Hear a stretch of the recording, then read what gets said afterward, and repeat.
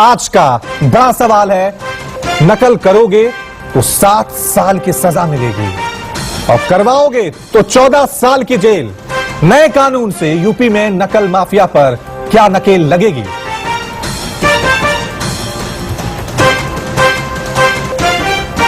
तो इसी मुद्दे पे हम चर्चा करेंगे और तमाम मेहमान हमारे साथ इस चर्चा में शामिल हैं। सभी का परिचय आपसे जल्दी से करा दूं। बीजेपी की तरफ से इस चर्चा में हमारे साथ शलम मणि त्रिपाठी बने हुए हैं। समाजवादी पार्टी की तरफ से हमारे साथ डॉक्टर अजीज खान बने हुए हैं। ए.के. जैन साहब फॉर्मर डीजीपी हैं यूपी के। साथ में रुद्र विक्रम सिंह वकील हैं, स्टूडियो में हमारे साथ मौजूद हैं। और अदिति जैन शिक्षाविद हैं। तो चलिए, अजीज खान साहब हमारे साथ बने हुए समाजवादी पार्टी की तरफ से। अजीज खान साहब, क्योंकि अब योगी सरकार लगभग तैयारी कर चुकी है, कभी भी ये कानून आ सकता है, और मेरा सवाल तो सीधा ये थोड़ा सा वही इतिहास को लेकर मैं आपसे पूछना चाहूंगा कि इस कानून को लेकर आपका रिएक्शन क्या होगा? मुलायम सिंह ने तो उस टाइम ही बदल दिया था, चुनावी बहुत बड़ा मुद्दा बना दिया था इसको। आपका रिएक्शन, आपका स्टैंड क्या होगा अजीज खान साहब योगी सरकार के इस नकल कानून को लेकर? देखिए रवि भाई, ऐसा है, कानून बनाने से मेरे ख्याल से चीजों को रोका नहीं जा सकता। दृढ़ इच्छा शक्ति की जरूरत है। आप अंदाजा लगाएं कि जब से बीजेपी उत्तर प्रदेश में आई है, मैं अभी खाली उत्तर प्रदेश की बात कर रहा हूं, तो आप देखिए कि एक लंबी फहरिस्त है जो पेपर लीक हुए हैं। आपने तो चंद 2-3 बताए हैं, मैं कहीं सूची बता दूं कि 2 जुलाई 2017 को दरोगा पद जो था उसका पेपर लीक हुआ। 3 जुलाई को 2018 को यूपी ट्रिपल एससी का पेपर लीक हुआ। 2 सितंबर 2018 को नलकूप ऑपरेटर का पेपर लीक हुआ। 5 अगस्त 2021 को यूपी ट्रिपल एससी पीईटी का पेपर लीक हुआ। 6 अगस्त 21 को बीएड का परीक्षा लीक हुआ। और बड़ी इंपॉर्टेंट बात बता रहा हूं कि 28 नवंबर 21 को यूपी टीईटी के साथ साथ 12 सितंबर 21 को नीट का पेपर लीक हुआ। नीट, जिससे हमारे बच्चे डॉक्टर बनते हैं, भविष्य का मसला। सवाल इस बात का है, एक लंबी फहरिस्त है, पढ़ूंगा तो पूरा टाइम मेरा इसी में चला जाएगा, कि पेपर लीक, जो सरकार पेपर लीक को रोक नहीं सकती, उसका दृढ़ इच्छा शक्ति नहीं है, अधिकारियों को सख्त निर्देश देने की क्षमता नहीं है, वो कानून बना करके क्या रोका जा सकता? पहला सवाल। कानून बनाने से कुछ नहीं होता है, कानून सिर्फ कागजों में बनता है, इंप्लीमेंट जमीन पे होना चाहिए, जो नहीं हो रहा है, पहली बात। दूसरी बात, हम सवाल इस बात का उठाते हैं कि सरकार ने शिक्षा के लिए किया क्या? मैं तो देख रहा हूं कि अभी नीति आयोग की एक रिपोर्ट आई थी थोड़े दिन पहले, उसमें उत्तर प्रदेश की शिक्षा जो एजुकेशन है वो सबसे निचले पायदान पे रही। Kerala number 1, Karnataka number 2, Tamil Nadu number 3 और उत्तर प्रदेश सबसे निचले पायदान पे। सब शिक्षा की नीति हमारी है। जब हम नीति आयोग की जो रिपोर्ट है, उस रिपोर्ट ने यह कह दिया कि उत्तर प्रदेश में शिक्षा पर काम नहीं हो रहा। एक बात, और मैं एक बात बड़ा इंटरेस्टिंग आपको बताना चाहूंगा कि यूटीआईएससी की रिपोर्ट देखिए कि लगातार पूरे देश में जो सरकारी विद्यालय हैं वो बंद हो रहे हैं। करीब 50,000, 2 सालों में 50,000 विद्यालय बंद हुए हैं। 50,000 विद्यालय, जिसमें 25,304 विद्यालय उत्तर प्रदेश में बंद हुए हैं। सब सरकारी विद्यालय। आप सरकारी विद्यालयों पे काम नहीं कर रहे हैं। शिक्षा में किस तरीके से खिलवाड़ हो रहा है। 1,63,000 अधिक पद रिक्त है, कौन से? अध्यापकों का। और जो 73,000 शिक्षक पढ़ा रहे थे, वो रिटायर हो, भर्ती नहीं हुई, भर्ती कर रही है। सुनिए मेरी बात, बड़ा इंपॉर्टेंट है सर, मुझे मौका दे। बड़ी इंपॉर्टेंट, हम कोई इधर उधर की बात नहीं कर रहे हैं, टू द पॉइंट बात कर रहे हैं। सुनिए मेरी बात सर, हम इंपॉर्टेंट बात कर रहे हैं। बोलिए जल्दी से बोलिए, फिर काउंटर सवाल भी तो होगा ना। नहीं, काउंटर लेंगे ना, मुझे बात रखने देना सर। इंपॉर्टेंट, जल्दी से करिए, उसका काउंटर लेने दीजिए, बात करने दीजिए मुझे। सर मैं कह रहा हूं कि आप शिक्षा पर काम कर नहीं रहे, भर्ती कर नहीं रहे, उसके साथ साथ आप जो पेपर लीक हो रहा है उससे रोक नहीं पा रहे। आज जो हमारा नवयुवक है वो चौराहों पर है, और जब वो नौकरी की बात करता है तो आप उस पर लाठी मारते हैं।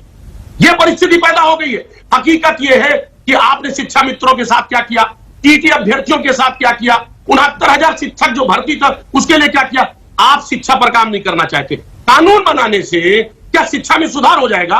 कानून बनाने से शिक्षा में सुधार नहीं होगा। दृढ़ इच्छा शक्ति चाहिए।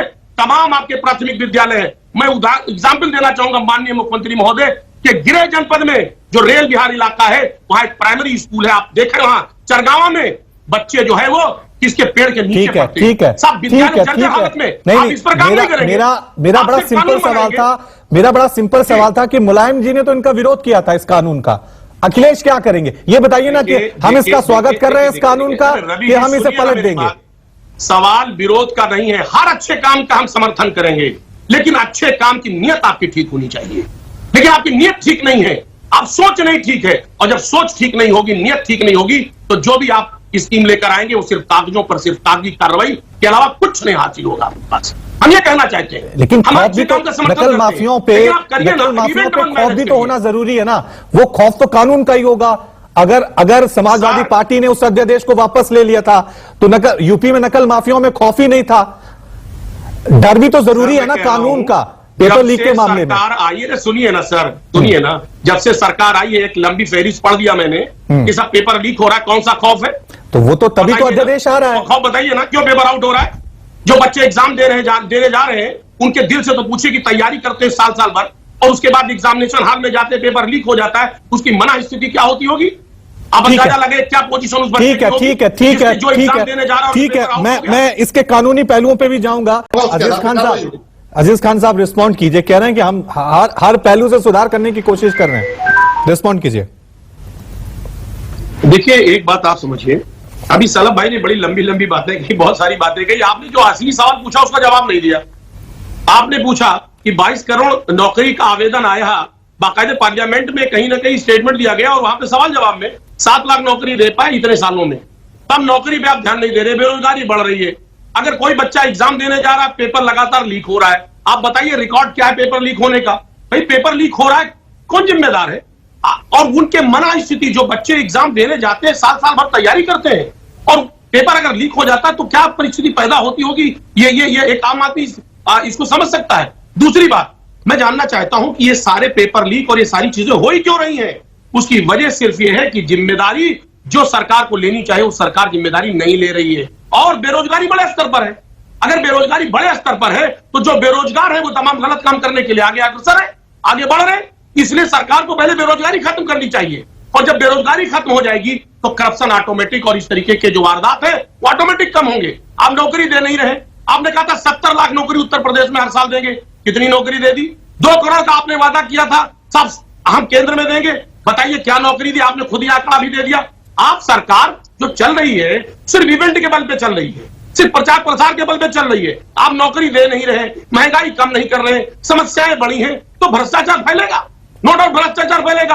और भ्रष्टाचार की जो वजह है, आज जो हालात पैदा हो गए हैं कि जो भी एग्जाम हो रहा है, आप सिंगल एग्जाम बताइए जो एग्जाम प्रॉपर कंडक्ट हुआ हो, सारे एग्जाम कमोबेश सारे एग्जाम जो है उसके पेपर लीक हो जा रहे हैं। मैं तो कहता हूं कि ये सरकार पेपर, लोग अब ये कहने लगे हैं कि पेपर लीक वाली सरकार है ये, तो लोग अब बच्चों का मन, जो कहीं ना कहीं बच्चों का जो मन है, जो जिस तरीके से अजीज खान साहब, करने में अजीज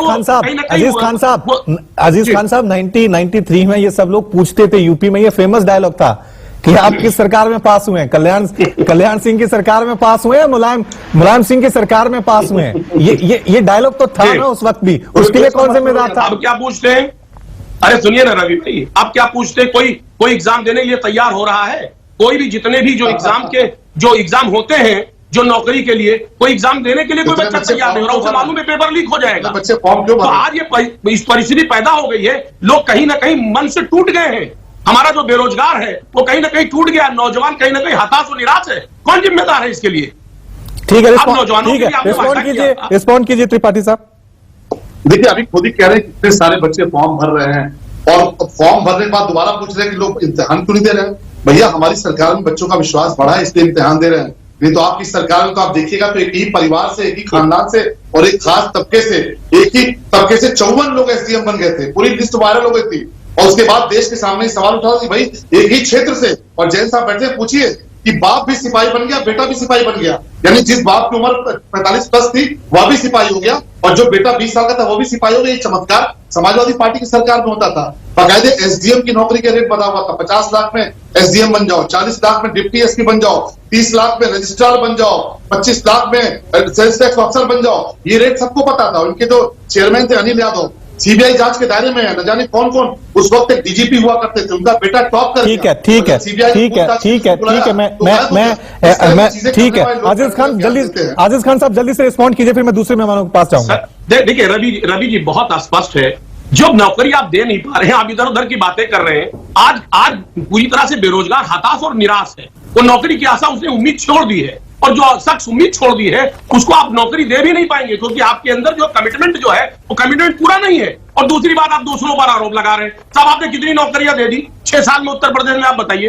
केंद्र में आप लंबे टाइम से 10 साल 9 साल हो गया, कितनी नौकरियां दे दी? आप उस पर जवाब नहीं देना चाहते। आप कह रहे खास कम्युनिटी। मैं कहता हूं तमाम यूनिवर्सिटीज ऐसे हैं, तमाम जगह ऐसे, एक खास कम्युनिटी को आपने वहां पर नौकरी दी है। आप कहिए तो उसका आउट कर दूं, पूरी सूची पढ़ के बता दूं। सूची है मेरे पास, कई यूनिवर्सिटीज में कई जगह जो नौकरियां और निकली है। एक खास कम्युनिटी को आपने टारगेट करके सिर्फ उसे नौकरी दी है। बाकी चाहे ओबीसी समाज हो, चाहे एससी समाज हो, उसको तक आपने नौकरी नहीं दी है। उसके हक को मार दिया है। ठीक है, ठीक है, ठीक है, ठीक है, ठीक है। नौकरी, चलिए फिलहाल समय की हमारे पास इतना ही समय बचा हुआ था। इस चर्चा को यहीं पे हमें विराम देना होगा। सवाल यही है कि अब ये सख्त कानून देश के कई राज्यों में जिस तरह से पेपर लीक की समस्या है, क्या एक संदेश आएगा यूपी से कि इस तरह से सख्त कानून बना के इन मामलों को रोका जा सकता है? ये आने वाला वक्त ही बताएगा। बहुत बहुत शुक्रिया आप सभी मेहमानों का चर्चा में शामिल होने के लिए। एक छोटा सा ब्रेक ले रहे हैं, देखते रहिए News 24। राष्ट्र की बात।